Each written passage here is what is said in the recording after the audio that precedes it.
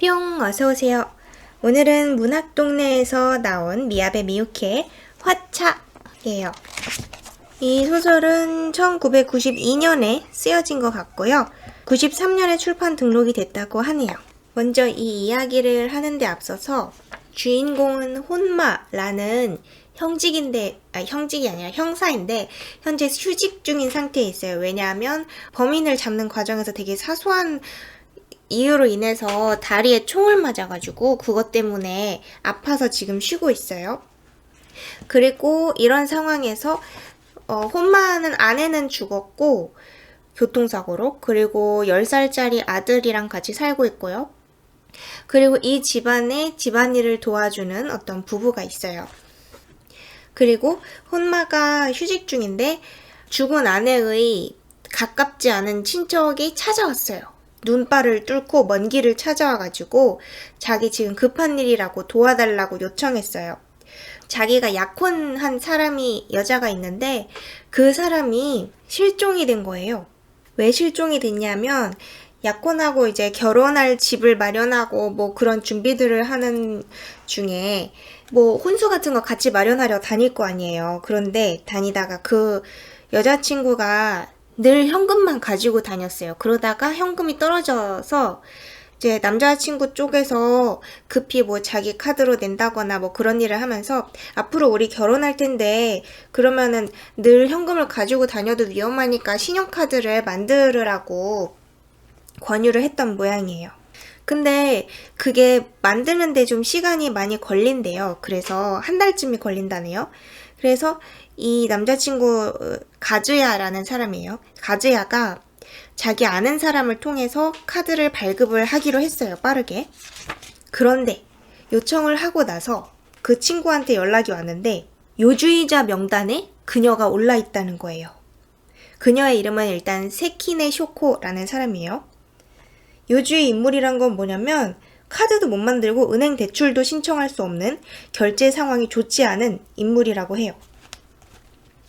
그래서 처음에는 이 가지야도 화내면서 네가 실수해서 사람 잘못 찾아본 거 아니냐 했는데 그 친구가 또 자기가 오히려 막 화를 내면서 나도 너한테 알리기 전에 잘못된 게 없는지 꼼꼼히 확인했다 그러면서 확실하게 알아본 거라고 했어요. 그래서 이제 결국에 그 친구가 증거를 찾아내는데 그 증거란 건 뭐였냐면 개인 파산을 한 문서예요. 그래서 그런 걸 알아냈고 그래서 가즈야가 여자친구한테 그런 사실을 얘기했어요. 물어보려고. 그랬더니 그 여자친구가 아무 말도 못하고 얼굴이 새파랗게 질리더니 그 다음날 갑자기 사라진 거예요. 자기가 필요한 것들을 가지고 그냥 모든 곳에서 자취를 감춰버린 거예요.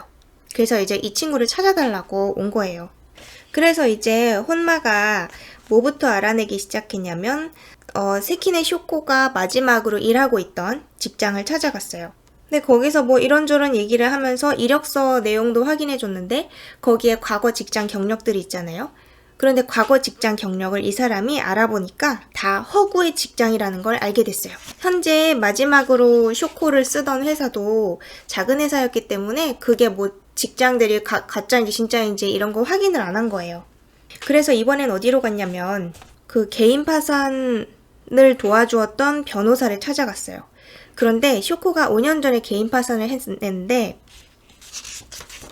일단 가즈야라는 남자는 5년 전 이렇게 오래 사귄 건 아니고 얼마였지? 1년 4개월인가 만났다고 했던 것 같아요. 그러고 이제 결혼하기로 했다고. 그런데 세키는 쇼코는 그 부모님이 안 계시기 때문에 남자 쪽에서 굉장히 반대를 했고 그리고 남자 쪽은 엘리트 집안이에요. 그런데 이제 가즈야가 우겨가지고 결혼을 하게 되는 거죠. 근데 그러다 갑자기 사라진 거죠. 근데 그녀가 개인 파산을 한 게 5년 전이었는데 변호사가 말하길 2년 전에 마지막으로 만났다고 해요. 2년 전이 바로 언제냐? 세키네 쇼코의 어머니가 돌아가셨을 때예요. 왜냐면 그 어머니가 돌아가셨을 때 아마 유산 상속에 관련된 것 때문에 상의를 한 것 같아요. 자기가 개인 파산을 했음에도 불구하고 유산을 받을 수 있는지 뭐 이런 것 가지고 도움을 줬대요. 그래서 이 변호사한테 어떤 걸 알아냈느냐? 예전에 세키네 쇼코가 찾아왔을 때 그 당시에 근무처 주소를 알려줬어요. 근데 바로 그곳은 술집이었어요. 그리고 그 술집이랑 그 당시에 그 쇼코가 거주했던 집 주소, 또 가사이 통상이라는 다른 회사 이름도 써 있었어요. 근데 그 가사이 통상이란 곳은 뭐냐면 세키네 쇼코가 다녔던 회사이긴 하지만 빚 독촉이 너무 심해가지고 그만둔 회사예요. 세키네 쇼코가 개인 파산을 했을 때는 어땠냐면 그녀가 특별하게 막 무분별하게 소비를 하고 그런 사람은 아니었고 그냥 어쩌다 보니까 작은 대출을 했고 그게 점점 돌려막기를 하면서 그렇게 엄청나게 늘어나게 된 거예요. 그래서 나중에는 아주 악질적인 그런 사채업자한테까지 들어간 거죠. 그래서 그 사람들이 막 회사로도 끊임없이 연락하고 찾아오고 막 난동을 부리니까 할 수 없이 그만두게 된 거였죠. 그래서 변호사랑 얘기하다 보니까 이제 변호사가 그런 거를 물어봤어요. 약혼자가 있다고 하니까 그 약혼자 가지아 씨가 성실하냐고 물어봤더니 그렇다고. 그리고 가지아 씨는 은행에 근무하는 사람이거든요. 그랬더니 변호사가 막 감탄을 하면서 세키네 씨가 일상생활에서부터 직업과 차림새까지 다 변한 모양이라고 하는 거예요. 자기가 2년 전에 만났을 때는 술집에서 일하는 사람이라는 걸 한눈에 알아볼 수 있는 정도의 옷차림과 화장, 그리고 인상이었다는 거예요. 그러자 혼마가 자기가 사진을 본 바에 따르면 혹은 자기가 최근에 일했던 사무실 사람들의 얘기로 들은 상상에 의하면 굉장히 지적인 인상을 풍기는 미인이었다 이래요. 그러자 이제 변호사가 약간 놀랍다는 반응을 보였죠. 여자는 역시 마성의 존재다 막 이런 얘기를 했어요. 그리고 자기는 어떤 생각을 했냐고 하냐면 변호사는 자기가 보기에는 세키네 씨는 남자를 되게 좋아하는 타입이었고 그 업계에 빠져든 이상은 헤어나오기 힘들겠다라고 생각을 했대요. 그렇지 하면서 또 이제 무슨 얘기를 하냐면 돈을 모아서 치아 교정을 하겠다고 했어요. 이래요. 덧니가 있었대요. 그 덧니가 굉장히 눈에 띄는 인상이었나 봐요. 근데 생각해보니까 이 변호사한테 처음 왔을 때 만난 여자 사무원도 그런 얘기를 했어요. 혹시 덧니가 있던 그 사람인가? 이랬다는 거예요. 그 정도로 되게 인상 깊은 큰 특징이 있는 사람이에요. 하지만 가즈야가 한 얘기에 의하거나 혹은 그 마지막 회사에서는 그 덧니 얘기는 전혀 없었어요. 그냥 뭐 지적인 미인 이런 느낌이었대요. 그래서 이제 변호사에게 마지막으로 사진을 보여줬어요. 이 사진 속 사람이 세키네 쇼코 씨 맞죠? 했더니 뭐라고 했냐면 아닙니다. 이 여자는 내가 아는 세키네 쇼코 씨가 아닙니다. 만난 적도 없어요. 누군지 모르겠지만 이 여자는 세키네 쇼코 씨가 아니에요. 하여튼 뭐 다른 사람 이야기를 이제까지 했다고 하네요. 일단 제가 이거 진행할 때 어떻게 할 거냐면 주변 이야기가 되게 이것저것이 동시에 같이 진행이 돼요. 이 사람 소설이 되게 그렇죠. 이것저것 막 같이 진행이 되면서 여기에서 영감도 얻고 뭐 비슷한 암시 같은 것도 주고 그러잖아요. 근데 그런 건 다 빼고 이야기를 할게요. 그래서 이제 가즈야를 불러가지고 가즈야하고 막 이야기를 했어요. 근데 가즈야라는 사람이 약간 이제 자기는 유능하고 바쁜 사람이다 이런 자기 이미지가 있어요. 그래서 조금 건방져요. 자기 일을 선의로 그냥 도와주는 것 뿐인데도 밤중에 혹은 갑작스럽게 불러냈다고 막 툴툴거리고 그래요. 그래서 얘기를 하다가 쇼코가 같이 집을 쓰는 사람이 없었냐고 물어봤더니 천만에요 이러는 거예요. 가즈야가. 그러면서 혹시 자네가 직접 쇼코가 사는 집 주인을 만나보았냐 했더니 그렇대요. 근처에 살기 때문에 쇼코가 주인을 만나면 잠깐씩 멈춰서 얘기도 나누고 하더래요. 근데 혼마가 생각하기에는 그게 이상한 거죠. 이 쇼코라는 여자가 처음부터 세키네 쇼코로서 이 빌라에 살았고 집주인이랑도 잘 지냈고 그 주민등록지도 옮기고 선거에도 참여하고 막 그런 떳떳한 행동들을 한 거예요. 그래서 가짜 주제에 그렇게 떳떳하게 행동을 했다면 자기가 어떤 행동을 하더라도 진짜 쇼코가 항의할 염려가 없다는 것을 확실하게 알고 있었다는 게 아닐까 하는 의혹을 갖게 됐어요. 이제 이 사람이 그 사람이 아니란 건 아니까, 가짜라는 걸 아니까. 그래서 혹시 뭐 호적 매매를 했을지 아니면 혹시라도 진짜 세키네 쇼코를 죽였다든가 뭐 막 이런 상상들을 하기 시작했어요. 그래서 가즈야랑 또 쇼코 이야기를 하다 보니까 물론 가짜 쇼코죠. 쇼코라는 사람은 늘 현금으로 물건을 샀어요. 그리고 뭐 특별히 사치하는 사람도 아니었고 오히려 합리적인 소비를 하는 사람이었고요. 그리고 그 쇼코네 집에는 어떤 게 있냐면 가솔린통이 있어요. 냄새가 되게 심해요. 그런데 그걸로 뭘 하냐면 환풍기에 그 찐득하게 쌓인 먼지 같은 걸 깨끗하게 닦는 역할이에요. 그래서 알고 보니 쇼코는 엄청 깔끔하고 꼼꼼한 사람이에요. 막 그렇게 집 청소도 늘 열심히 하고요. 그래서 그녀가 그러면은 실종됐을 때 집안에 뭐가 없어졌냐 이렇게 물어봤더니 가지야가 뭐 옷 조금이랑 여행 갈 때 쓰는 보스턴백이 없어졌다. 그리고 통장이랑 인감 정도다. 그리고 뭐 나머지는 딱히 없어진 게 없었어요. 그리고 집 자체도 되게 짐이 많지 않은 집이었고. 그런데 이제 혼마가 그런 얘기를 한 거죠. 그녀의 졸업 앨범 혹은 현재까지의 앨범 그리고 뭐 옛날 앨범 뭐 이런 게 있나 물어봤어요. 근데 그 집에는 없는 거예요. 다만 가지야가 가지고 있는 앨범은 자기네가 연애했을 때 같이 찍은 것들이에요. 그리고 가지야에게는 아직 이런 의심점 같은 거는 이야기는 하지 않고 조사에 필요한 것들만 물어보고 그랬어요. 근데 가지야가 뭘 알아챘냐면 아니 왜 자꾸 얘기를 하는데 쇼코라고 말을 안 하고 자꾸 그녀 그 사람 이렇게 지칭을 하느냐 막 그런 거를 자기는 이상하다고 느끼기는 했어요. 이제 집에 와서 앨범을 살펴봤는데 가지야나 뭐 그녀나 별로 사진을 좋아하는 편이 아닌 것 같았고 1년 반 동안 모았음에도 불구하고 앨범은 조금밖에 안 차 있었어요. 혹은 가지야의 약혼자는 어쩌면 타인의 신분을 사칭한 것에서 비롯한 경계심 때문에 사진과 흔적을 남기지 말겠다는 어떤 긴장감 같은 게 있었던 거죠. 그리고 실제로도 가지야가 추궁을 했더니 그녀가 하룻밤 사이에 살던 곳을 말끔하게 정리하고 감쪽같이 사라진 거고요. 자, 이제 조금 읽어드릴게요. 그녀의 호난초 집에 남아있던 작은 가솔린 병을 떠올렸다. 집안일을 완전히 어머니에게 맡기고 사는 가지야는 그게 뭐인지 잘 모르는 듯 했지만 혼마는 금방 감이 왔다. 지즈코가 예전에 쓰던 모습을 봤기 때문이다. 지즈코는 혼마의 죽은 아내예요. 그 가솔린은 환풍기 날개에 찌든 기름때를 벗겨내기 위한 것이다. 날개가 반짝반짝 빛났던 건 그 때문이다. 집에서 도망칠 때 환풍기 날개까지 청소할 여유가 있었을 리 없다. 가지야의 약혼자는 일상적으로 꼼꼼하게 청소를 해왔을 것이다. 집 상태만 봐도 충분히 짐작이 갔다. 그건 단순히 깔끔한 성격 때문일까? 과연 그것뿐일까? 흔적을 남기지 말 것. 그러나 그대로 별일 없이 가지야와 결혼해서 가정을 꾸렸다면 그때는 어떻게 됐을까? 온전히 뿌리를 내린 후에 과거를 들킨다면 그녀는 어떻게 할 작정이었을까? 그래도 도망쳤을까? 그럼에도 도망쳐야만 하는 사정이 있는 걸까?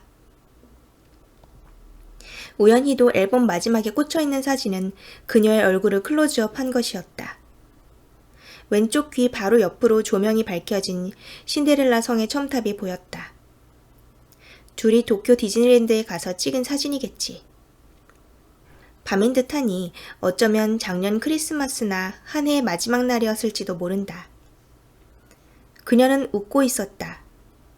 가지런한 이를 드러내고서. 덧니는 없었다. 하여튼간 이 가짜 쇼코에게 덧니 따위는 없다는 게 확실해졌고요. 그리고 뭘 알게 됐냐면 진짜가 살던 집으로부터 가짜는 호적을 옮긴 게 아니라 호적을 분가했다라는 걸 알게 됐어요.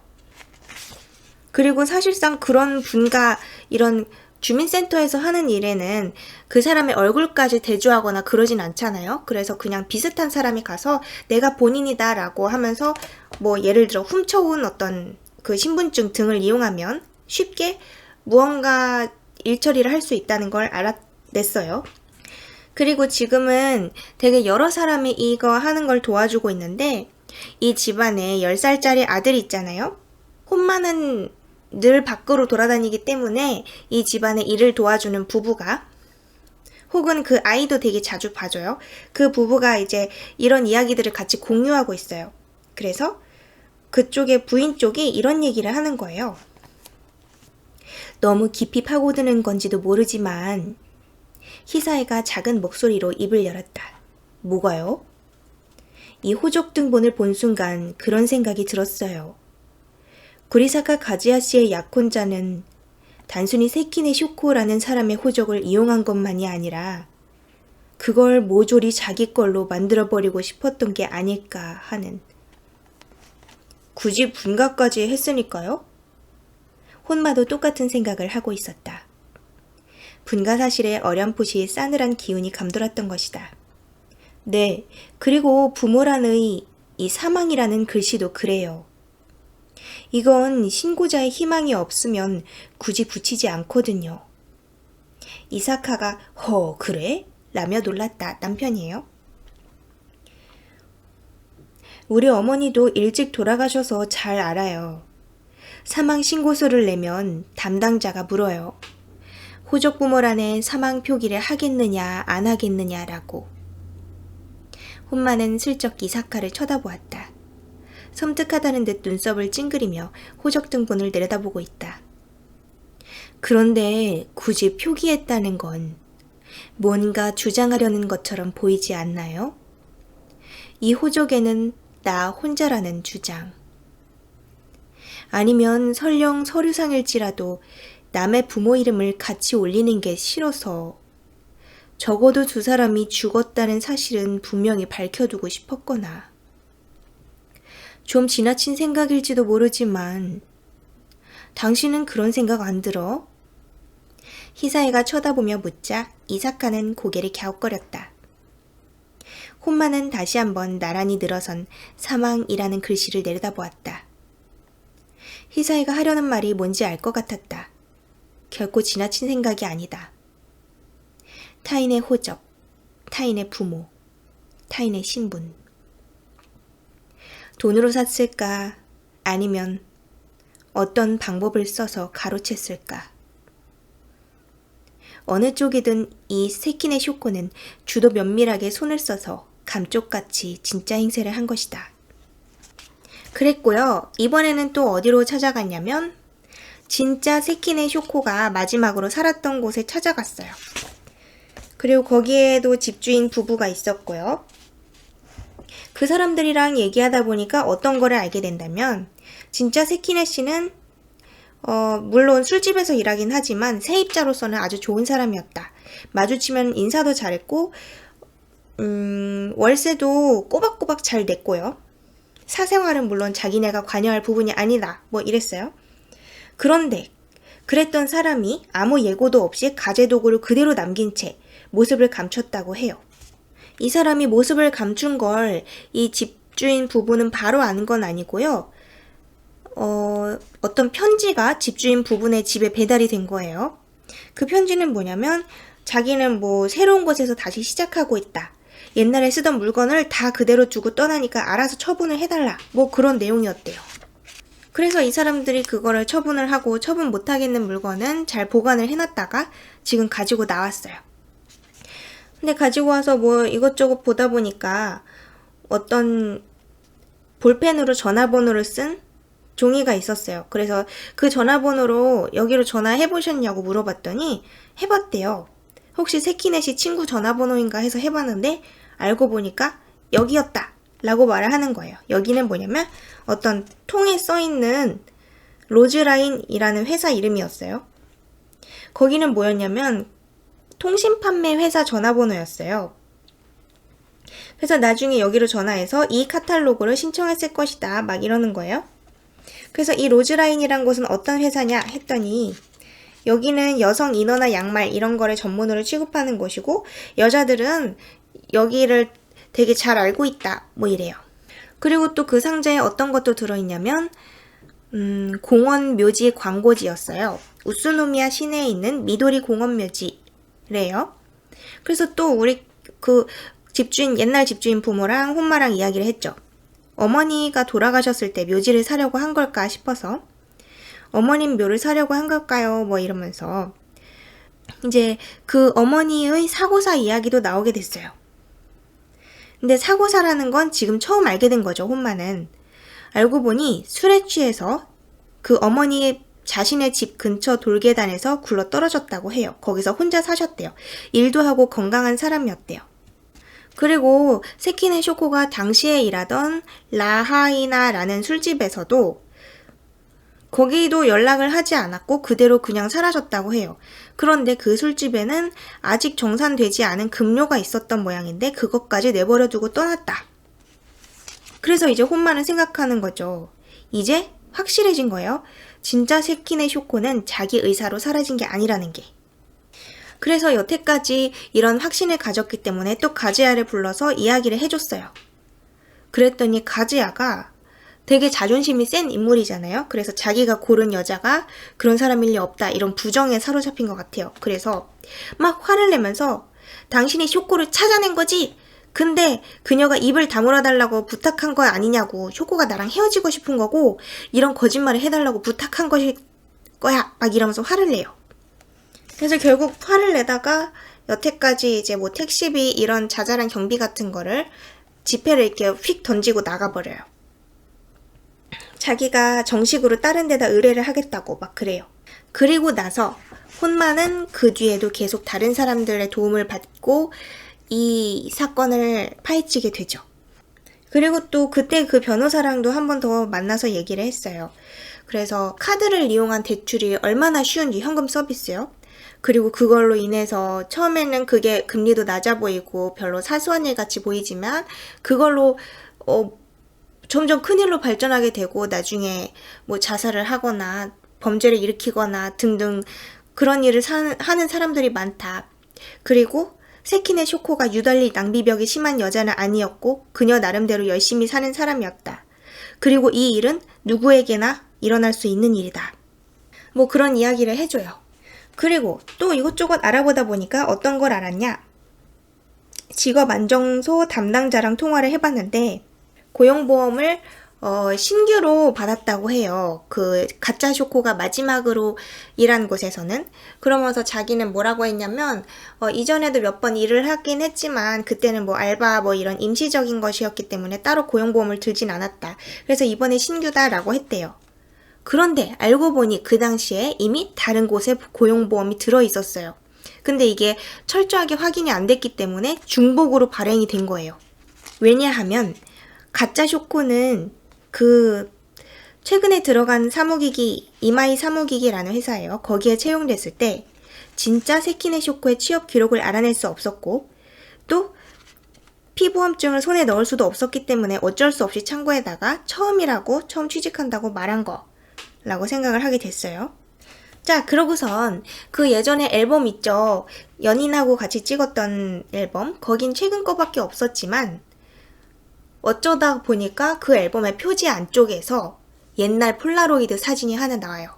그게 뭐냐면 어떤 초록색깔 집 같은 걸 찍은 사진이에요. 그 초록색 집 앞에는 어떤 유니폼을 입은 여자 2명이 웃으면서 막 이쪽을 바라보면서 인사를 하려는 그런 제스처를 하고 있고 그리고 사진을 찍은 사람은 그 사람들을 찍으려던 느낌은 아니었고 집을 찍고 싶었던 것 같아요. 그리고 그 사진을 찍은 사람과 찍힌 두 사람은 서로 아는 관계고 뭐 그런 느낌이었죠. 그래서 그 사진에 대해 가즈야에게도 물어봤었지만 가즈야는 그런 건 모른다고 했고요. 그래서 결국 사진관에 가서 그거를 확대해달라고 했어요. 그래서 그 사진관 사람이 이런 얘기를 해요. 확대를 해보고 나서야 알았습니다.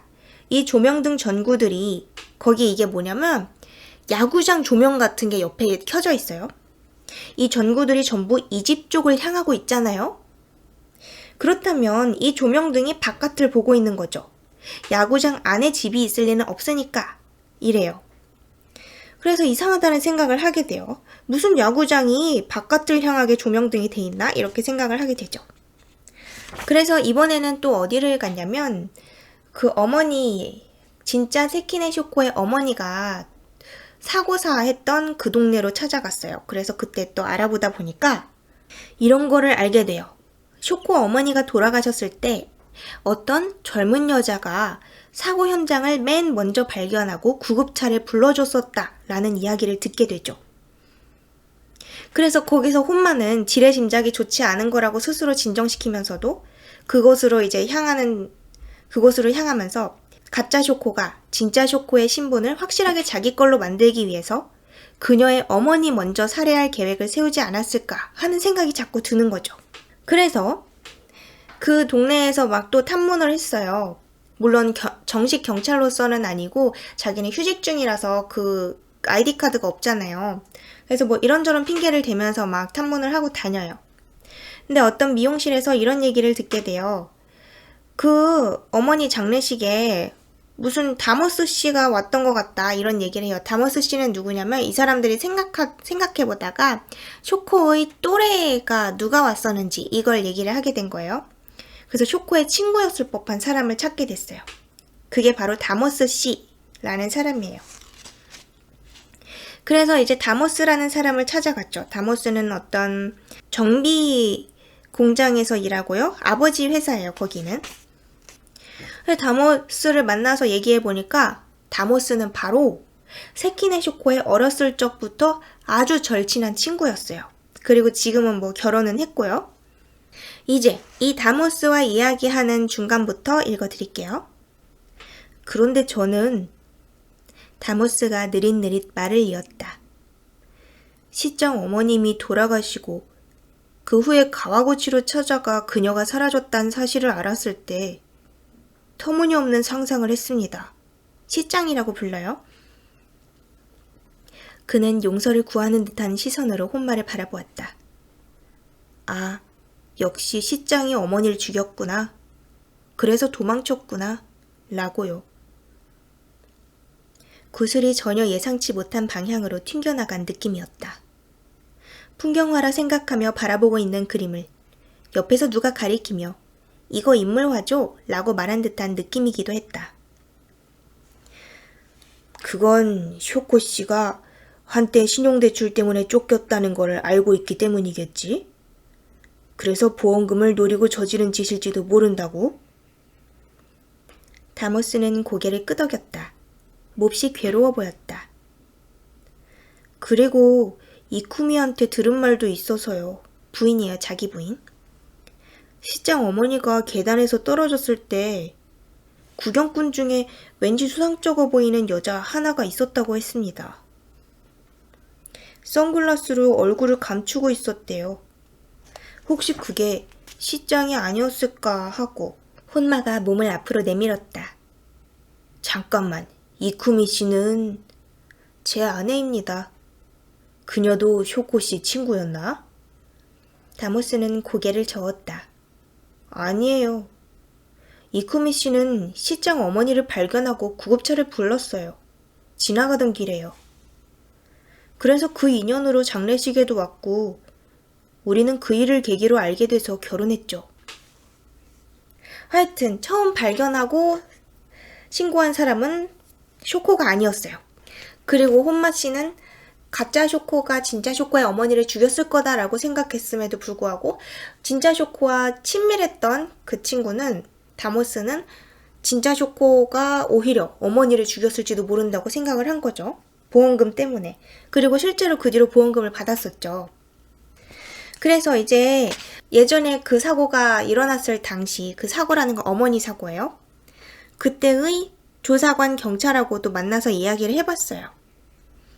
근데 그때 경찰은 자살이라고 했다는 거예요. 타살이 아니라. 왜냐면 거기가 뭐 도망칠 자리도 없고 그리고 뭐 거기서 만일 서서 기다리고 있었더라면 다른 사람들이 뭐 알아보기도 쉬웠고 거기는 되게 지방이기 때문에 그래서 그 어떤 이상한 짓을 하면 다 들통나는 그런 상황이었대요. 그래서 자살일 수밖에 없었다는 거예요. 하여튼 이런저런 이야기를 하고 나서 다머스와 그리고 그 아내가 자기를 써달라고 해요. 물론 다모스 자신을. 아내는 임신 중이었고 아내도 그거를 적극적으로 동의를 했어요. 왜냐면 이 남편이 옛날부터의 소꿉친구, 그 친구에게 오랫동안 사로잡혀 있다는 거죠. 자기랑 결혼했음에도 불구하고. 그러니까 이번에 확실하게 어떤 이제 결단을 내고 그 다음에 그 남편이 그거를 잊어줬으면 좋겠다 이런 마음인 거죠. 그래서 다모스가 한동안 정비소 일을 쉬겠다. 그러면서 내가 당신을 도와서 시장을 같이 찾으러 다니고 싶다라고 부탁을 해요. 그래서 이렇게 파티원이 생겼죠. 그래서 지금 현재까지 파티원은 어떻게 되냐면 혼마가 어떤 정보를 찾을 때 자기는 지금 휴직 중이기 때문에 정보에 접근할 수가 없잖아요. 그래서 현재 아직 일하고 있는 동료가 있고요. 이칼이었나? 뭐 그런 동료가 있어요. 그 동료랑 그리고 10살짜리 아들을 많이 돌봐주는 부부가 있고요. 원래 그 부부의 남자 쪽이 이 집에서 가사 도우미 일을 하고 있어요. 그리고 여자 쪽은 좀 유능한 사람이고, 그런데 그 사람은 이제 약간 그 경영자 같은 느낌이라서 자기 시간을 많이 뺄 수가 있어요. 그리고 그 둘이 아들을 많이 돌봐주고 그러고 있고요. 그런데 여기에 이제 다모짱이 들어온 거죠. 그래서 이렇게 다모스하고 혼마가 막 동분서주하면서 돌아다니고 있을 때 혼마는 사실 아직 부상 중인 상태잖아요. 그래서 막 재활치료를 받고 그러고 있었단 말이에요. 근데 아프니까 잘 안 나가고 이래요. 그런데 그 아들인 사토루가 재활치료 도와주는 그 사람하고 통화를 한 거예요. 왜냐면 그 사람이 아들한테도 막 전화해가지고 네가 좀 아버지 좀 나오게 해봐라 막 이런 얘기도 하고 그러나 봐요. 친하게 지내나 봐요. 그래서 얘가 막 계속 그 야구장 조명 생각을 하고 있다가 애가 그거를 그 선생님한테도 물어본 거예요. 왜냐면 그 선생님은 어떤 병원 소속 사람이 아니라 무슨 스포츠 센터 사람이에요. 그래서 그 사람이 스포츠 센터 선생님이 그걸 듣자마자 딱 알아들은 거예요. 그거는 야구장 조명이 바깥을 비추는 게 아니래요. 야구장 안을 비추는 정상적인 조명이고 오히려 집이 야구장 안에 있는 거라고 얘기를 해줬다고 해요. 자, 아들의 말에 의하면 사토루가 말했다. 이때에 안 쓰는 야구장이 아빠는 몰라?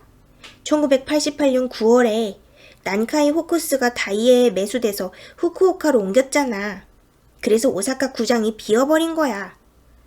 그런데 헐지 않고 놔둬서 지금도 그대로 있대. 이벤트 회장으로도 쓰고 중고차 판매 전시장으로도 쓰면서 말이야. 그리고 그런 행사들 중에 리빙 페스타라는 게 있댔어. 요새도 하고 있나 봐. 그러니까 아빠 주택 전시장 그런 거야. 원래는 오사카 야구장이었던 걸 주택 전시장으로 만든 거라고. 그러니까 거기가 일본에서 딱 한 군데 야구장 안에 집이 있는 장소인 거지. 내 말 듣고 있어? 그 폴라로이드 사진이 찍힌 건 그 안에 있는 모델하우스야. 이랬다고 하네요. 모델하우스였어요. 그래서 그 야구장, 과거 야구장을 찾아갔죠. 여전히 이런저런 행사를 통해서 모델하우스 같은 거를 설치하고 있고요.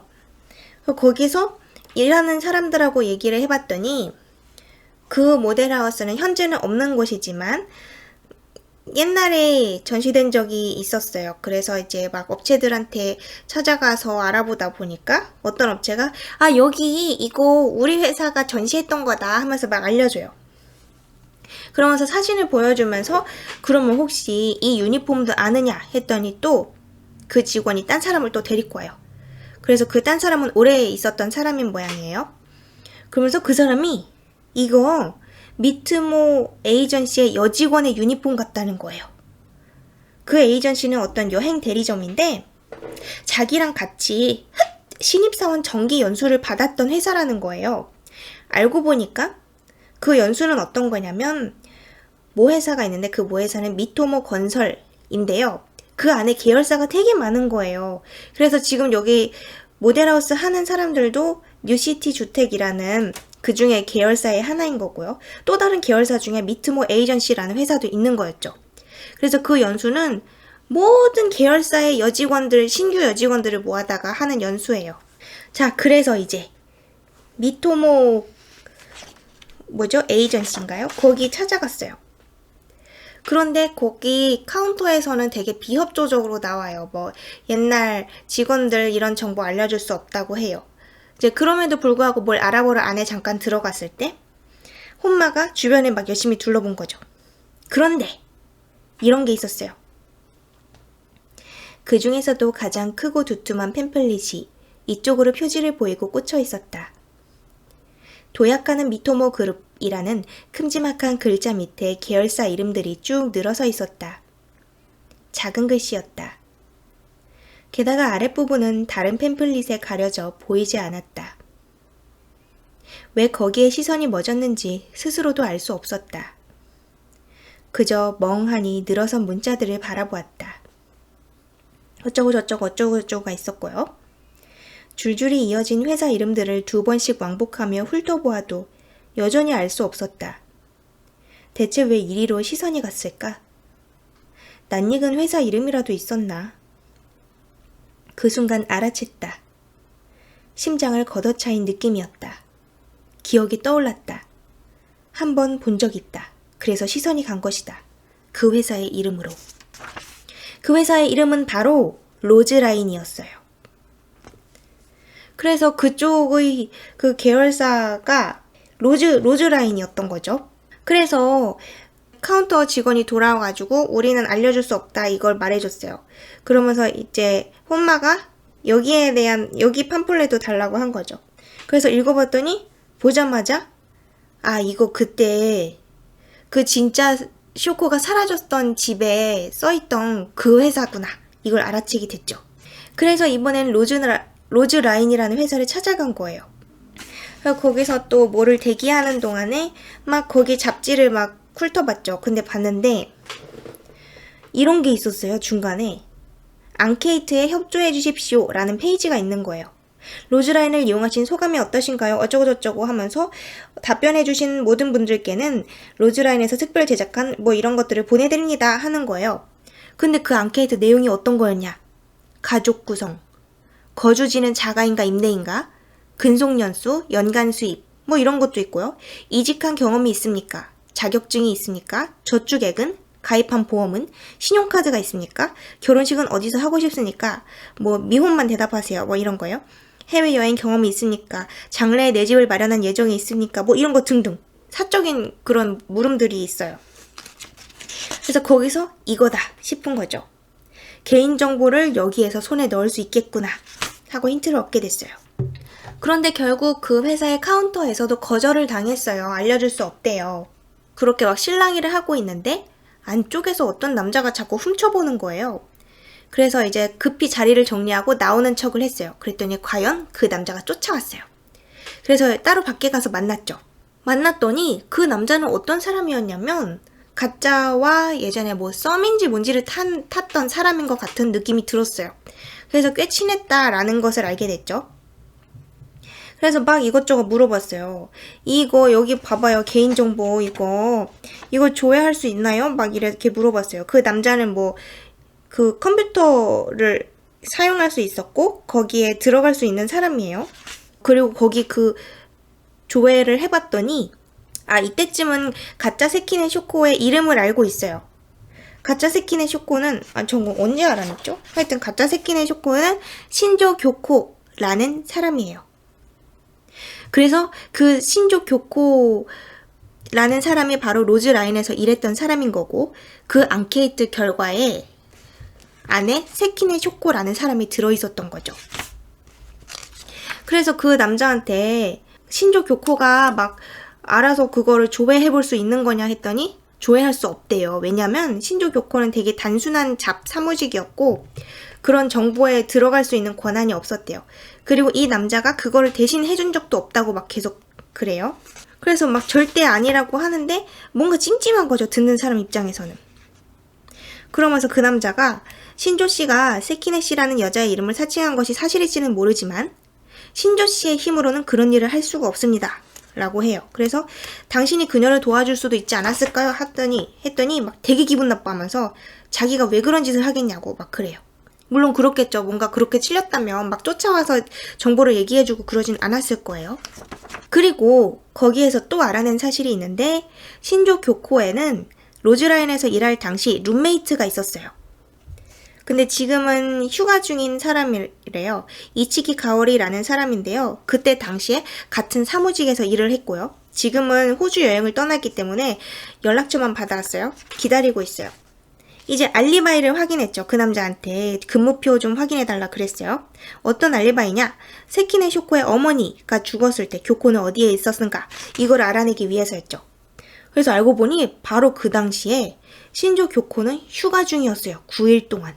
휴가의 명목은 병가였다고 해요.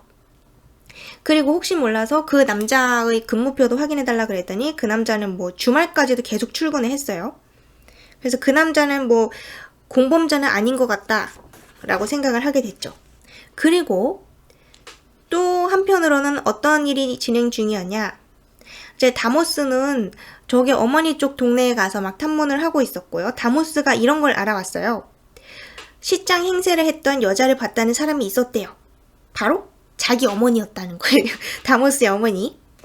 다모스 어머니가 어떤 걸 봤냐면 요시코 아주머니, 즉 시장의 어머니죠. 요시코 아주머니의 49제 날이었어요. 그날 그 다모짱의 어머니가 머리를 하고 미용실에서 딱 나왔는데 전봇대에 몸을 숨기듯이 혼자 서 있는 젊은 여자를 발견한 거예요. 그래서 어느 집을 찾아왔냐고 물어봤대요. 거기는 좀 시골이었잖아요. 그랬더니 그 젊은 여자가 막 놀라서 뭐라고 막 중얼거리고 황급히 자리를 떴대요. 그래서 막 신경이 쓰여가지고 막 그 어머니가 쫓아가면서 당신 누구야? 막 이랬더니 어쩔 줄 몰라 하면서 정신없이 도망쳤다고 해요. 얼굴이 또렷이 기억이 나는데 아주 미인이고 여배우 같았다. 막 이래요. 그래서 이제 그게 교코라고 생각을 하게 됐죠.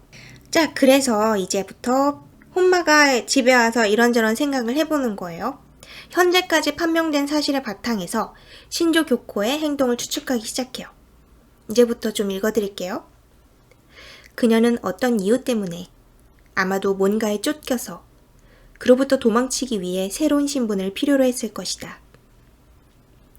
그녀가 그 목적을 달성하기 위해 로즈라인에 취직한 건지 아니면 취직하고 나서 이 직장을 이용하면 다른 사람의 신분을 쉽게 가로챌 수 있다는 사실을 알아차렸는지는 확실하지 않다. 그러나 전자일 가능성이 높다. 또한 고객정보 관리가 엄중한 로즈라인 시스템에서 정보를 어떻게 훔쳐냈는지조차 아직 모른다. 그러나 그녀가 가타세를 이용했을 가능성은 있다. 가타세는 그 썸남? 그래서 그가 혼마에게 유난히 예민한 반응을 보였다고 추측할 수도 있기 때문이다. 어쨌거나 교코는 다수의 고객 정보를 손에 넣었고 그 중에서 조건에 맞는 인물로 세키네 쇼코를 골라냈다. 그녀의 호적 등본이나 주민표 같은 건 고객 정보를 바탕으로 담당 관청 창구에 찾아가 본인을 사칭하고 손에 넣었을 것으로 추정된다. 그 후 제일 먼저 세키네 쇼코의 유일한 가족인 세키네 요시코를 살해한다. 그 살해 방법에 관해서도 의문점이 많다. 사카이 형사가 말했듯이 요시코의 사망 정황을 봐서는 사고사나 자살일 가능성이 짙어 보인다. 그러나 혼마는 추측해보았다. 신조 교코는 그날 밤 11월 25일 밤 어떤 핑계를 대고 요시코를 유인해낸 게 아닐까? 유인해냈다고 하면 과장스럽겠지만 다시 말하면 만날 약속을 했다는 뜻이다.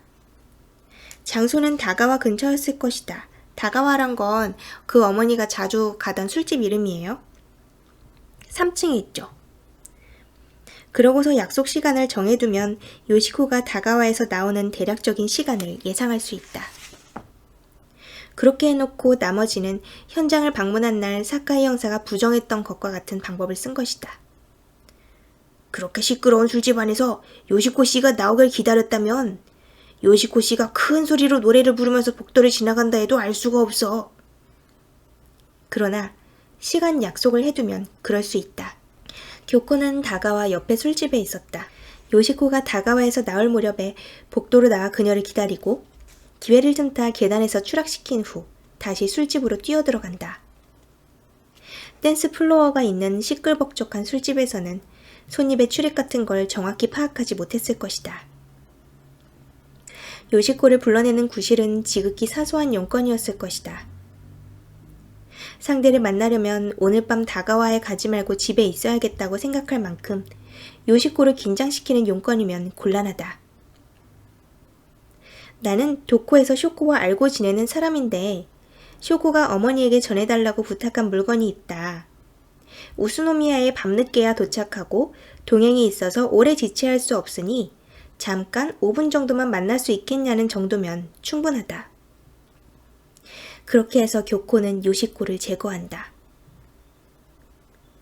그러나 아무리 세키네 쇼코가 혼자 사는 고독한 몸이었다고 해도 친구관계나 애인, 연인의 존재를 생각하지 않을 수는 없다.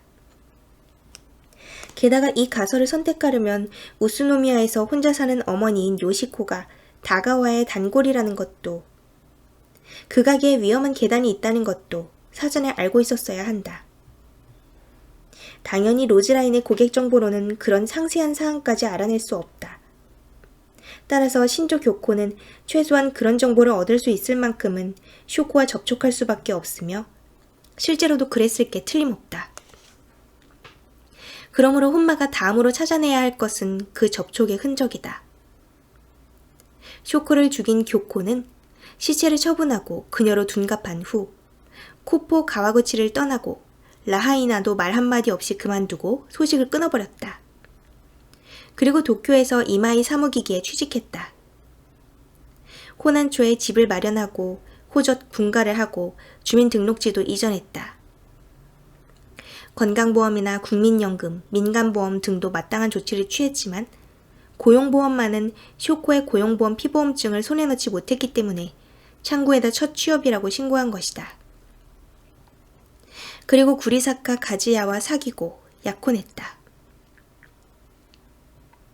한 가지 의문점은 쇼코로 변신한 교코가 자신과의 결혼을 코앞에 둔 가지야가 권할 때까지 신용카드를 한 장도 만들지 않았다는 사실이다.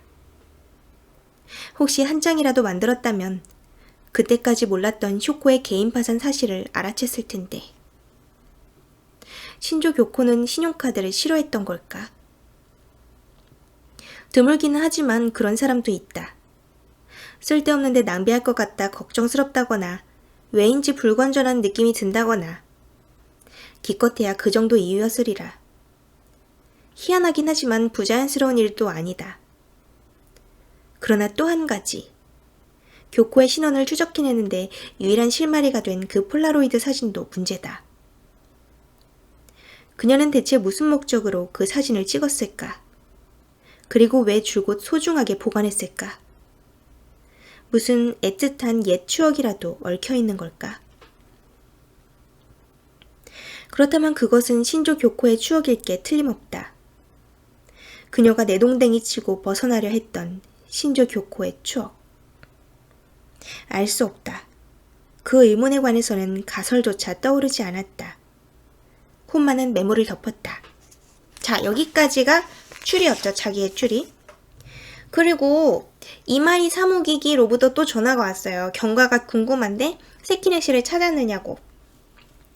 그래서 거기 사실은 작은 회사여서 사장이 전화한 거긴 하지만 이제 같이 일했던 젊은 여직원이 또 있어요. 그 사람한테 바꿨어요. 그래서 또 자기가 생각난 게 있다고, 얘기할 게 있다고 그래요. 저기 실은 한 가지 생각난 게 있어요. 그 두 사람 다툰 적이 있었거든요. 다퉜다고요? 네, 결혼 반지 때문이에요. 세키네 씨는 탄생석 같은 건 상관없으니 자기가 좋아하는 반지를 사주길 원했는데 구리사카 씨가 반대했거든요. 탄생석을 사든지 아니면 다이아몬드를 사라고. 그렇지 않으면 정식 결혼 반지가 아니라면서요. 융통성 없는 가지야가 할 법한 말이다 싶어서 씁쓸한 웃음을 흘리다가 혼마는 순간 화들짝 놀랐다. 잠깐 밑장. 그러니까 세키네 씨가 자기 탄생석이 아니라 다른 보석이 좋으니 그걸 사달라고 했단 말이죠? 네, 맞아요. 그래서 다퉜어요. 혼마는 수화기를 손바닥으로 누르고 부엌에 있는 이사카를 돌아보았다. 이사카 씨, 탄생석에 관해서 잘 아세요? 이사카가 달걀을 한 손에 들고 눈을 깜빡거렸다. 그 가사 도움이에요? 아, 뭐 상식 수준은요? 혼마는 한 가지 질문을 던졌다. 이사카의 대답을 듣고 나서 혼마는 다시 밑장을 불렀다. 밑장, 세키네 씨 탄생석은 사파이어였죠? 그리고 그 반지를 받았고? 맞아요. 9월 탄생석이죠. 세키네 씨가 가지야랑 다투면서까지 갖고 싶어 했던 보석이 뭐였는지 내가 맞춰볼까요? 그걸 아세요? 알지. 혼마는 평소답지 않게 가슴이 살짝 내려앉는 느낌을 받으며 말했다. 에메랄드죠? 밑장이 감탄의 소리를 냈다. 대단해요. 그걸 어떻게 하셨어요? 세키네 씨는 초록빛이 아름답고 희소 가치도 높다면서 에메랄드를 굉장히 갖고 싶어 했어요.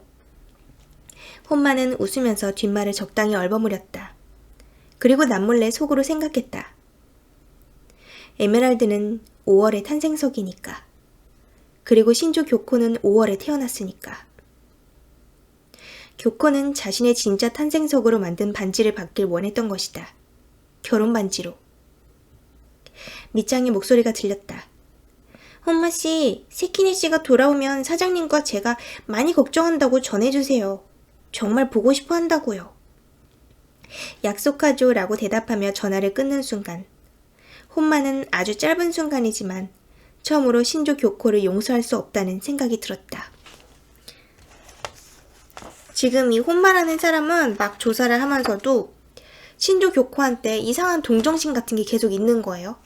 그리고 진짜 쇼코와 친했던 친구를 찾았어요. 그 친했던 친구랑 지금 얘기를 하고 있죠. 이제 그 친했던 친구가 막 이런 걸 얘기를 해요. 아, 맞다. 생각났어요. 쇼코가 그런 전화 때문에 한창 신경이 날카로워져서 누가 자기 우편물을 뜯어봤다고 말한 적이 있어요. 우편물을? 쿠포 가와구치에서요? 마지막 집이죠. 멘션 이름까진 기억 안 나지만 가와구치에 살 때 맞아요. 겉봉투가 뜯겨있다고 했죠.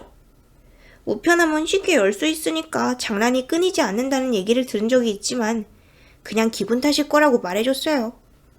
어머니의 보험금으로 파산 후 오랜만에 목돈이 들어와서 그런지 쇼코가 다른 때보다 훨씬 예민해져 있었거든요. 그 돈으로 묘지를 사고 싶다고 하기에 코웃음을 쳐줬죠. 요즘 세상에 200만 엔으로 어떻게 묘지를 사겠냐고. 다무스까지 놀라서 그에게로 시선을 돌릴 정도로 혼마는 동요했다. 곤노 노부코의 사무실에서 묘지 팸플릿을 본 기억이 났다. 분명 미도리 공원 묘지였던가.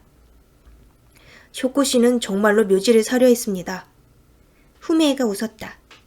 글쎄, 그렇다니까요. 어딘진 잘 모르겠지만 견학도 다녀온 모양이라니까. 업자가 버스까지 전세내서 데려갔어요. 공원 묘지에 다녀왔다길래 너처럼 젊은 아가씨가 온 걸 보고 다들 신기해하지 않더냐고 물어봤죠. 그랬더니 꼭 그렇지만도 않았대요. 자기보다 젊은 여자가 한 명 더 있었고 그 나이에 묘지를 사려는 걸 보니 역시나 불행한 일을 겪은 듯 해서 둘이서 따로 조용히 속마음을 털어놓기도 했다면서. 자, 이제 또래의 미지의 여자가 나타났죠. 그래서 이번엔 어디로 갔느냐? 그 공원 묘지에 갔죠. 거기 알고 보니까 견학 투어라는 게 있어요. 그래서 그 사람들이 전세 버스로 이제 투어를 시켜주고 막 설명을 하는 거예요.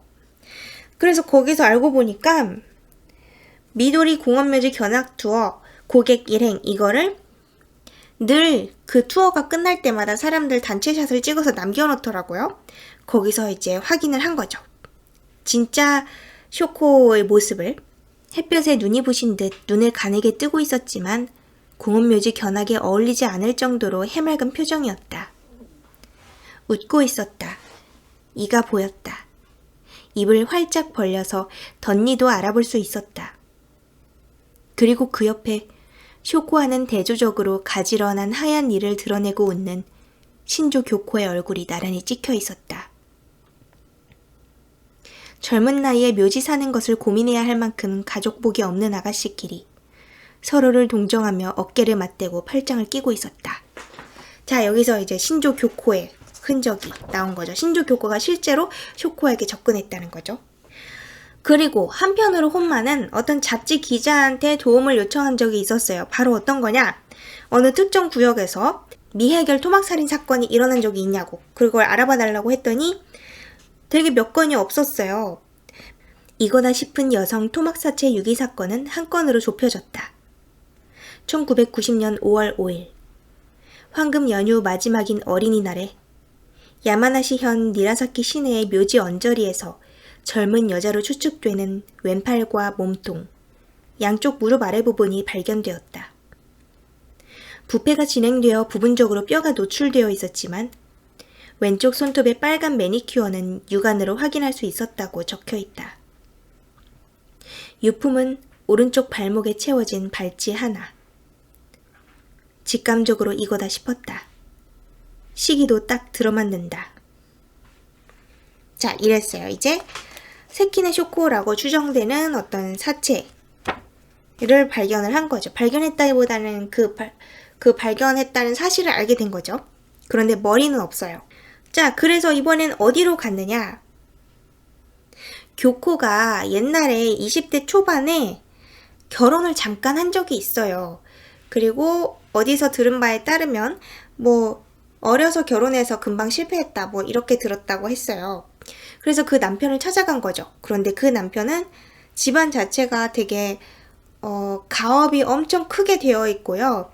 그 남자도 유능하고 명성을 되게 중시하는 그런 사람이에요. 그 가업을 하고 있고요.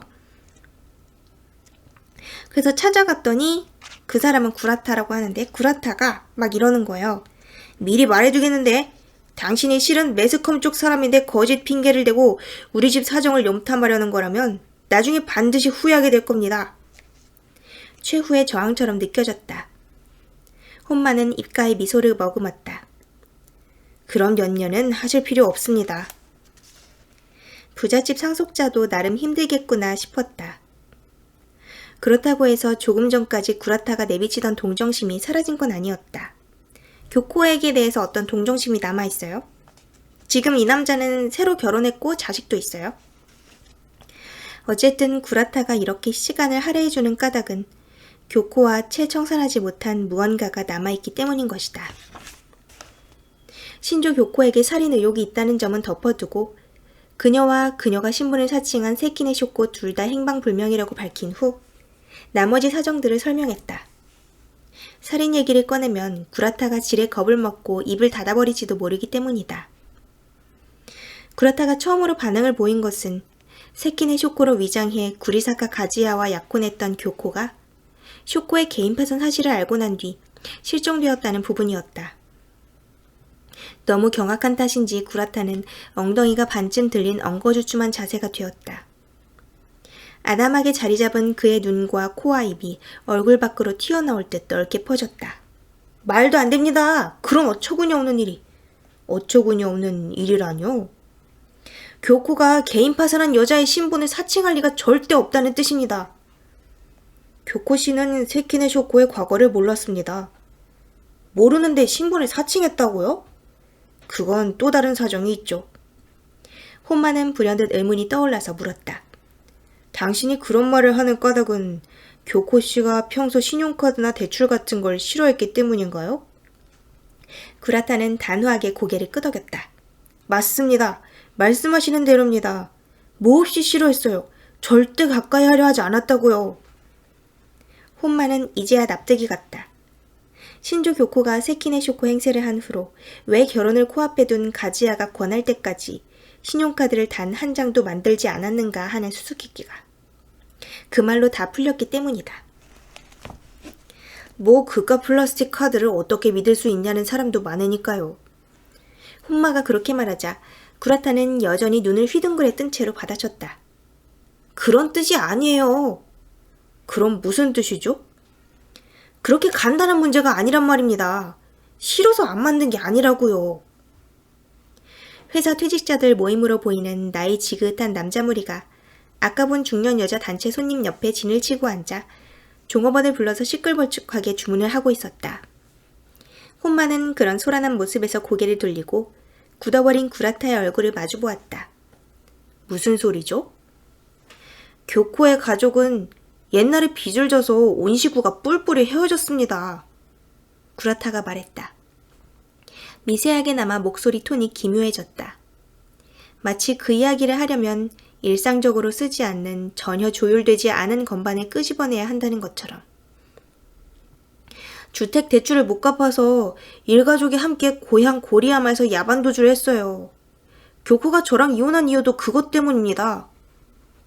무릎 위에서 주먹을 움켜쥐며 말을 이었다.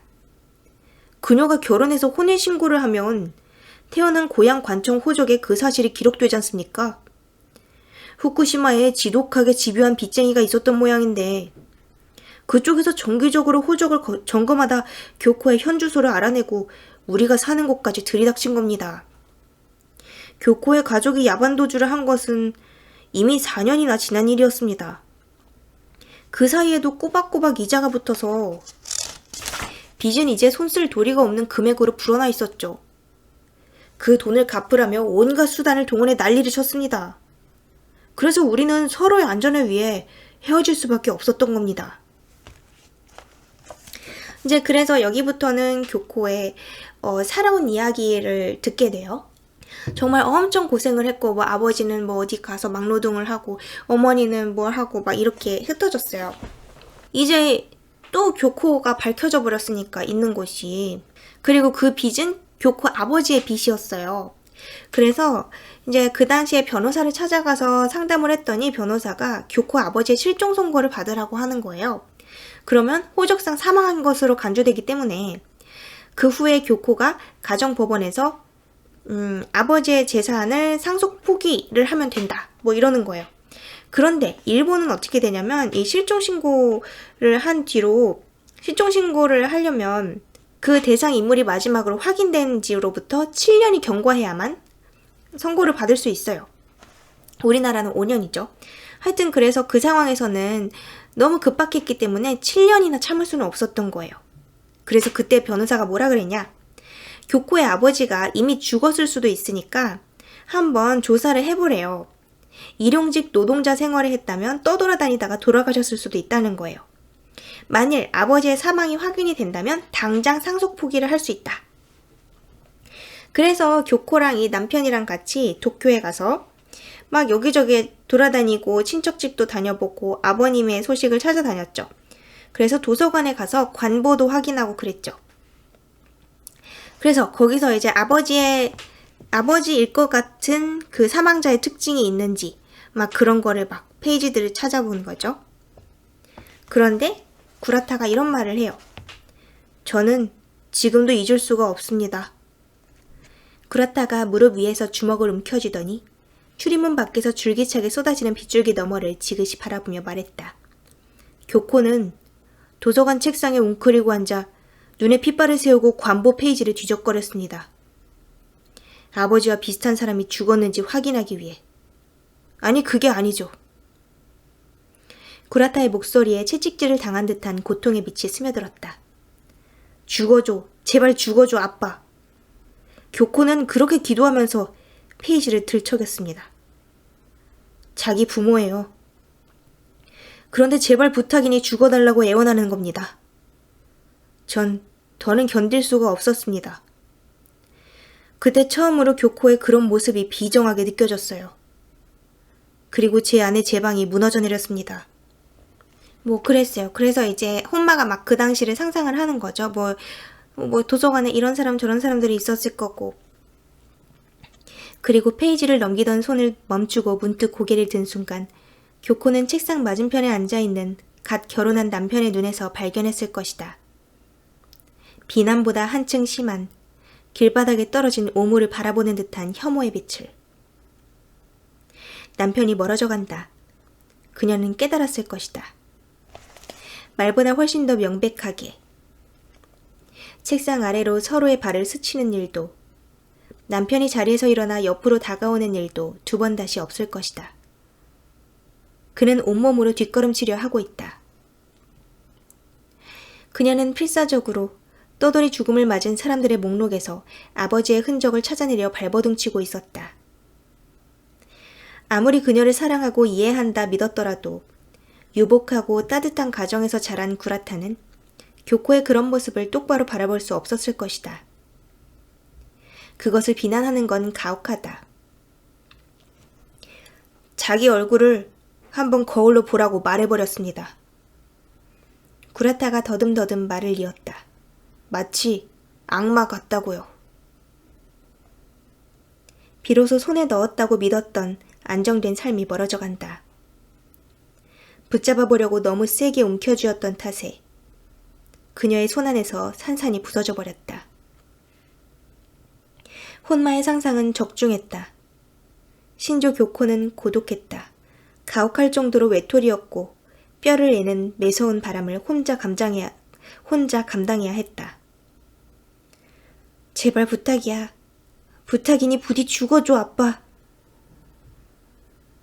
가까스로 알아들을 수 있는 작은 목소리로 구라타가 말했다. 우리가 정식으로 이혼한 것은 그로부터 보름 후였습니다. 1987년 9월, 혼인신고를 한 지 불과 3개월 후였다. 이것이 훗날 신조 교코가 로즈라인에서 너무 어려서 실패했다고 설명한 결혼의 정체였다. 이혼한 후 교코는 일단 나고야로 돌아가서 일자리를 찾아보겠다고 했습니다. 그녀의 호적은 원래대로 고리야마의 본적지로 돌아갔다. 그것은 등본에서도 확인할 수 있다. 일단 쫓길 위험은 사라졌지만 이듬해 오사카에서 취직한 걸 보면 아무래도 나고야에 머무르기는 무서웠던 걸까. 그 후로 교코가 어떻게 지냈는지는 전혀 모릅니다. 목이 맨 소리로 구라타가 말했다. 그렇지만 결혼 당시 이 사람한테만은 꼭 알리고 싶다면서 교코가 특별히 결혼 소식을 알리는 엽서를 보낸 여자친구가 한 사람 있었습니다. 나고야에서 아르바이트 할 무렵에 신세를 진 선배였다던가. 그 사람 연락처는 압니다. 하긴 이미 이사했을지도 모르지만. 자기 집으로 안내하겠다고 말하며 구라타가 먼저 일어섰다. 여기서 택시로 15분쯤 걸립니다. 자, 그랬죠.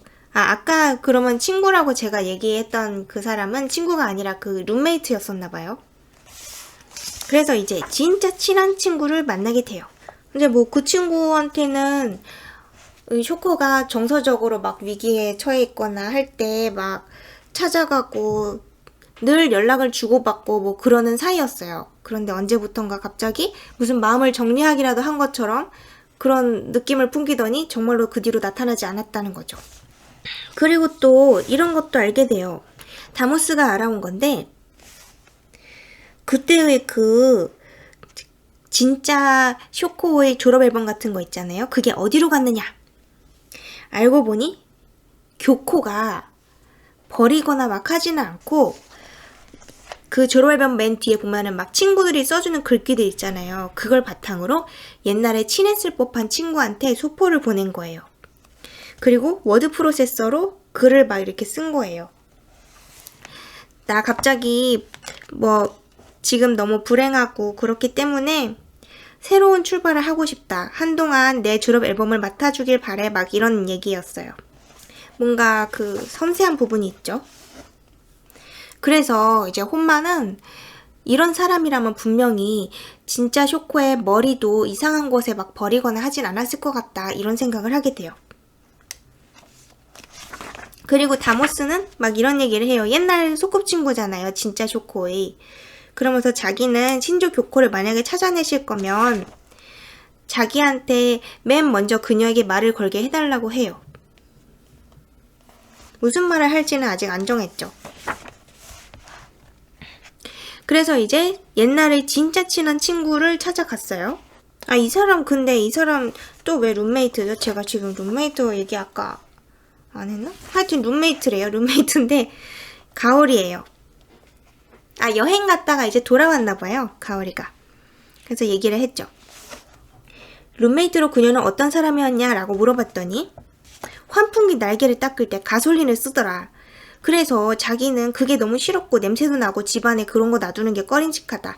그랬더니 나중엔 세제를 쓰더라. 그래서 결국 가솔린병은 베란다 구석에 잘 놔두게 되었다. 뭐 그랬죠. 근데 그러고 보니까 신조 교코를 말하는 거죠. 도쿄 지역 신문을 챙겨봤다는 거예요. 여기는 도쿄가 아니고 오사카인데.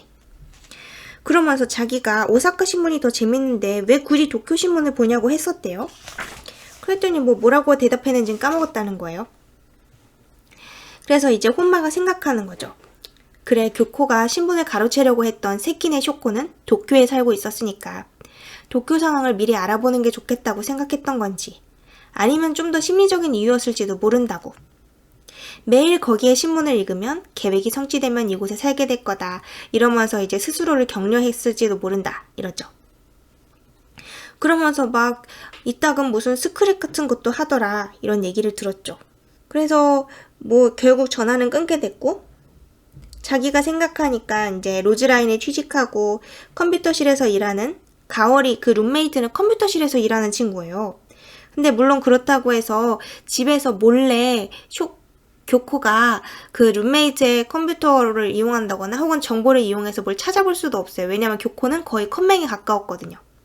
그리고 가오리도 뭐 그런 거를 도와줄 정도로 친밀한 건 아니었어요. 둘은 좀 거리감이 있었던 모양이에요. 그래서 같이 살면서도 어떤 속내를 밝히진 않았다라고 해요. 아, 제가 왜 계속 둘을 헷갈렸는지 이제 알았어요. 이 룸메이트였던 사람은 이름이 가오리예요. 이름 비슷해가지고 헷갈렸나봐요. 하여튼 그 짱친인 가오루라는 사람도 이제 만나게 됐어요. 자, 교코가 이혼했잖아요. 이혼한 다음 해에 찾아온 적이 있었다는 거예요. 자기한테. 그 당시 일을 자세히 기억하십니까? 했더니 자기 집으로 교코가 도망쳐 왔대요. 한밤중에 택시를 타고 왔는데 수중에 돈 한 푼도 없어서 가오루가 대신 요금을 내줬대요. 겉옷 안에 슬립 한 장만 입고 있었고 막 얼굴색도 죽은 사람 같고 입술은 다 부르트고 그러면서 이제 순간적으로 막 느낌이 왔죠. 뭔가 험한 일들을 당하고 살았구나 하고. 교코가 하는 말이 그동안 팔려갔었다는 거예요. 그래서 한 달 정도 둘이 이제 그 집에서 같이 보냈고 이제 돈을 좀 빌려달라고 했어요. 왜냐면 여기에 정착하면은 이제는 가오루라는 친구한테까지 피해를 끼칠까봐. 그래서 오사카에 가서 일을 찾아보려고 했다는 거예요. 그 교코가. 그래서 결국 50만엔 정도 마련을 해줬고 결국 이제 처음에는 빌라 같은 데 싼 곳에 살다가 조금 있다가는 회사 직원하고 함께 맨션을 빌려서 안정을 찾았다 라고 연락을 들었다고 했어요. 그게 바로 가오리였던 거죠. 그래서 그 뒤로는 뭐 급료도 괜찮았던 모양이었고 가끔 차를 몰고 나고야에 있는 이 가오루한테도 놀러 온 거예요. 늘 자동차로. 왜냐면 전철은 무섭잖아요. 아직까지. 누가 알아볼까봐. 그래서 가오루가 지금은 워낙 멀리 살기도 하고 하니까 또 오래 지났으니까 이제 안심해도 되겠지 않느냐 이랬는데 자기는 평생 쫓겨다닐 테니까 무슨 수를 써야만 한다고 그러더래요. 그래서 이 친구가 빚은 4, 5년만 더 지나면 시효가 끝난다. 그리고 빚쟁이도 그쯤 되면 포기할 거다. 막 그랬는데도 너무 무서워하더래요. 그리고 구라타 씨랑 결혼할 때도 이젠 괜찮을 거라고 막 믿는 것 같았어요. 그런데 괜찮지 않았던 것이죠. 왜냐면 그 뒤로 결국 또 알아내서 찾아왔으니까. 그래서 그 뒤로 또 그런 일이 일어나지 않는다고 보장할 수 없으니까 계속해서 두려움에 떨었다는 거예요. 그렇다고 해서 어떻게든 해야 된다고 말은 했지만 교코 씨가 그런 구체적인 방법을 말한 적은 없대요. 자, 그러면서 그 모델하우스 사진도 보여줘요. 이 사진 보여준 적 있냐고 물어봤더니 그렇대요. 이 신조 교코가 막 그런 얘기를 했다는 거예요. 보여주면서 언젠가 이런 집에서 살고 싶다. 가정을 꾸리고 이런 집에서 행복하게 살 거다. 지금껏 불행한 일들을 겪었기 때문에 막 그런 꿈을 품고 있었다고 하네요. 그래서 그게 꿈이었기 때문에 그 사진을 늘 잘 간직했다고 하는 거래요. 그러면서 이 집이 지금까지 본 것 중 제일 마음에 든다고 했어요. 우리 집에 놀러 왔을 때 보여줬죠. 가오루 언니, 난 인생을 다시 시작해서 언젠가 꼭 이런 집에서 살고 말 거야 라면서. 스도 가오루는 그 이야기를 하던 교코의 미소를 재현하듯 해맑게 말했다. 이런 집에서 살고 말겠다. 놀러 오라든가 그런 말은 안 하던가요? 혼마가 묻자 스도 가오루는 순간 턱을 당겼다. 놀란 눈치였다. 그러고 보니 그런 말은 안 했어요. 물론 그럴 테지. 그 무렵 신조 교코는 장래에 어떤 집을 짓든 어떤 행복한 삶을 움켜쥐든 스도 가오루를 초대해 그 모습을 보여줄 수는 없다는 걸 이미 알고 있었을 것이다. 행복해지기 위해서는 신조 교코라는 이름을 버리고 다른 사람이 되어야 하니까. 그리고 이미 그 준비를 착실히 해나가고 있었으니까. 이제 그 당시에 막 알아보고 있었던 거죠. 구체적으로. 그것도 얘기하다 보니까 이런 얘기도 듣게 됐죠. 그때 그 9일 동안 휴가를 낸 일에 대해서 이 친구가 알고 있었어요. 그때 우리 가오루 집에 왔었다네요. 휴가 둘째 날에 왔고 밤에 왔는데 상태가 되게 안 좋았다는 거예요. 화상을 입었대요. 그래서 열이 너무 나기 때문에 입원을 했대요. 구급차로 병원에 갔었고. 그래서 그동안 휴일 내내 입원한 상태로 있었다는 거예요. 그리고 이 친구는 줄곧 옆에 붙어 있었대요. 그래서 이제 교코가 쇼코의 어머니를 직접 살해하러 갔을 가능성은 없어진 거죠. 자, 그래서 이번에는 다모스랑 이야기를 하고 있어요. 다모스랑 얘기하는 와중에 다모스가 무슨 기억을 떠올리냐면 그 진짜 쇼코는 옛날에 초등학교 때 동물을 되게 좋아했는데 거기서 어떤 삐삐라는 새가 죽은 적이 있어요. 자기네가 직접 막 보살피던 그런 새인 것 같아요. 근데 그 새가 죽었을 때 거기 운동장 어디에 묻었나 봐요. 같이. 그러면서 늘 어떤 죽음에 대한 이야기가 나오면 자기는 너무 불효녀라서 죽어서도 아버지 어머니 곁에 머물 수 없기 때문에 삐삐랑 같이 묻어달라고 하겠다. 뭐 그런 소리를 하곤 했다고 해요. 그래서 이제 다모스가 막 그러면 이제 거기 초등학교 찾아가면은 삐삐를 찾을 수 있지 않을까 막 이런 거예요. 그래서 다모스는 이제 그 초등학교로 가서 뭐 또 이것저것 노력을 하고 있어요. 그리고 한편 혼마는 로즈라인으로 다시 찾아갔어요. 그래서 옛날에 그 썸남을 불러냈죠.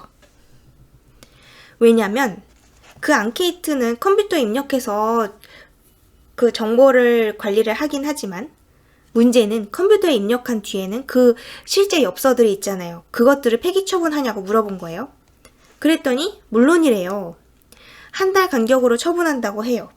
그러면서 막 유출되는 건 없다고 막 그렇게 말해요. 그래서 누가 처리합니까? 이랬더니 자기네 부서가 처리한다는 거예요. 한 달에 한 번 전문 처리업자에 맡기는데 그때까지는 지하 창고에 보관하고 있는다고 해요. 그리고 그 지하 창고에는 이런저런 사람들이 들어갈 수 있대요. 그래서 캐물은 결과 이 남자가 여러 번이나 거기서 그 엽서들을 빼돌려가지고 정보를 줬다고 해요. 한 4달치를 빼냈다고 해요. 그리고 거기서 이제 뽑아낸 결과는 총 160건이었죠. 그랬고 이제 가오루라는 친구한테 들은 얘기에 의하면 그 9일간의 휴가 이틀 차에 이 친구가 화상을 입고 왔다고 했잖아요. 근데 그 화상을 왜 입었냐고 물어봤더니 그 가오루가 들은 이야기로는 어떤 남자랑 드라이브를 하러 놀러 가다가 사고가 나서 다쳤다라고 해요. 그런데 이 남자랑 얘기하다 보니까 이 남자가 그때 그냥 썸 관계는 아니었던 것 같아요. 잠자리까지 맺었고 그리고 교코 측에서는 마음은 받아주지 않으면서 이제 약간 여러모로 이용 같은 걸 한 거죠. 그래서 그 남자가 하는 말로는 절대 그 당시에 자기랑 같이 간 건 아니었고 왜냐면 자기는 회사에서 일했으니까 그렇다고 다른 남자는 절대 없었다 라고 확언을 해요. 그래서 이제 그 교통사고라는 게 거짓말임을 알게 된 거죠. 그래서 이제 혼마는 무슨 생각이 들었냐. 그날 1989년 11월 19일 신조 교코는 도쿄나 요코하마나 가와사키 주변에 있었고 이 인쇄지 속에 숨겨진 여성 중 한 사람. 교코가 첫 번째 표적으로 정한 최적의 후보자를 혹은 그 여성의 신분을 가로챌 때 방해될 측근을 처리하려 했던 게 아닐까. 가볍긴 해도 꽤 넓게 화상을 입었어요. 스웨터가 다 타버렸다고 했어요. 호난초 빌라에서 본 조그만 가솔린병. 그것을 손에 들었을 때 풍기던 자극적인 냄새. 반짝거리던 환풍기 날개. 가솔린. 방화다. 그래서 이제 그 160건 중에서 쇼코를 표적으로 삼기 전 어떤 다른 최적의 대상이 있었을 것이다 라고 생각을 하죠.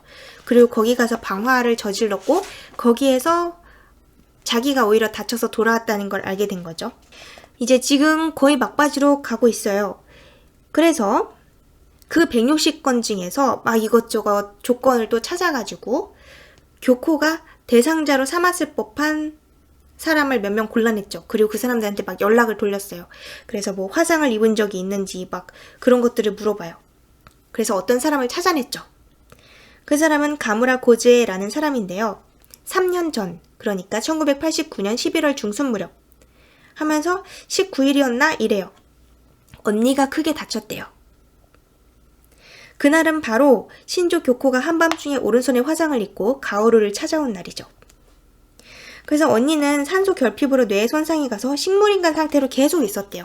그러다가 작년에 겨우 세상을 떠났다 라고 하네요. 그래서 이제 알아차렸죠. 신조 교코는 그 당시에 표적으로 노렸던 첫 번째 후보자의 가족을 죽이는 데에 실패했던 거죠. 식물인간이 되어버렸던 거죠. 근데 만약에 그렇게 병자를 그대로 내버려두면 나중에 어디서 노출될지 모른다 라고 생각을 한 거죠. 그래서 세키네 쇼코로 갈아탄 거죠. 세키네 쇼코는 어머니를 잃은 지 얼마 안 되는 사람이었고, 거기다가 그 대상자 후보에 있기는 했지만 원래는 첫 번째 대상은 아니었던 거예요.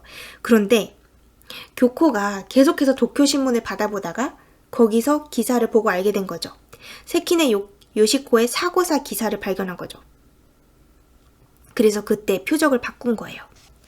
그래서 이제 그 방화사건 이야기를 하다가 이 고즈에 씨한테 막 물어보는 거예요. 그 당시에 방화사건이 일어나기 직전쯤에 당신 혹은 언니와 가까워진 새로운 친구가 있었냐? 막 그랬더니 막 생각을 해보다가 생각해보니까 최근에 새로 알게 된 사람이 있다. 이런 걸 얘기를 해줘요. 어떤 사람이었냐?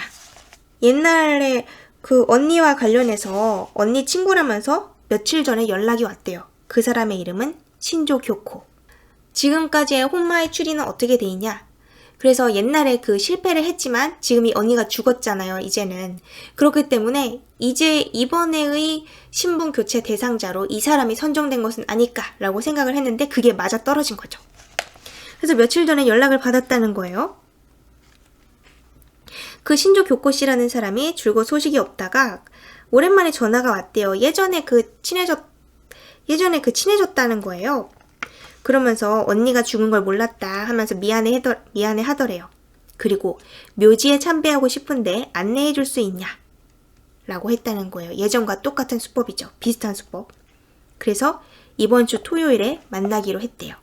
자, 이제 그 약속 장소로 이 일행들이 잠입을 하게 돼요. 그리고 다모스가 이런 정보도 가지고 왔어요. 그 초등학교에 갔는데 초등학교가 완전히 바뀌어 있었대요. 그래서 구조도 바뀌어 있고 그래서 찾기는 어려울 거다라고 생각이 들었어요. 그런데 거기서 만난 어떤 사람이 베테랑 교사가 이런 이야기를 해줬대요. 어떤 젊은 아가씨가 오랫동안 꼼짝 않고 서 있어가지고 말을 건네봤는데 그 여자는 검은색 정장에 흰 블라우스를 입고 막 입술 색깔도 옅었고 마치 초상집이나 장례식장에 왔다가 가는 것처럼 보였다고 해요. 그래서 여기 벚꽃이 유명하다 뭐 이런 얘기를 해요. 그래서 자기도 벚꽃이 예뻐서 보고 있었다 이렇게 대답을 했다네요. 그러면서 여기로 여행을 왔느냐고 물어봤더니 그녀가 뭐라 그랬냐면 친구 대신 왔다 라고 말을 했대요. 그래서 그 친구가 이곳 사람이냐고 물어봤더니 그 여자가 고개를 끄덕이면서 그 친구는 예전에 이 학교에 다녔다. 그리고 학교에서 키우던 10자매가 죽었을 때 운동장 한 구석에 무덤을 만들어 주었었다. 장소가 어딘지는 잊어버렸지만 삐삐 얘기하는 거죠.